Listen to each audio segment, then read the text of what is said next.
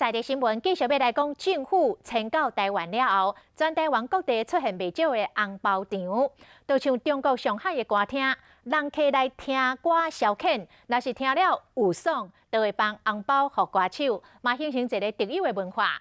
台北市文顶的红包场，为全盛时期的16间，到即卖剩2间。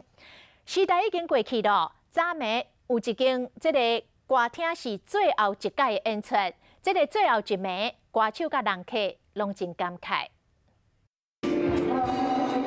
这首歌最后一夜唱的是红包场要关门啊！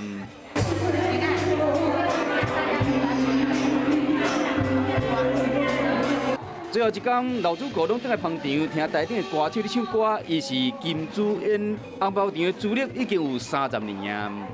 在这边，他们也把我们当成是家人。其实我到这边的时候，他们都叫我小丫头，就在叫我，然后就说啊，这给你买糖吃，你有没有饭局啊？贝贝啊，带你去吃饭，这样子就很窝心的。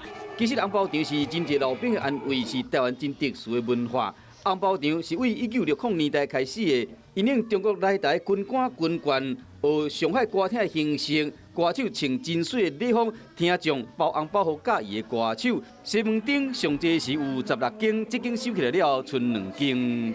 我是老兵退下来，因为我们没有地方做，年纪大，去到了听你讲，听你小钱啊这。老主顾真唔甘，头家讲一个月了20-30万，真正挡袂牢。伊是伫红包场听歌听35档，为人客变头家。老一辈的人一直回去了，没有回去的话就行动不方便了。啊，有的坐轮椅。一楼的壁，歌手相片拢还伫咧。5月14日红包场应景不在，人客甲歌手拢真烦恼，讲红包场的文化真有可能有一天会消失。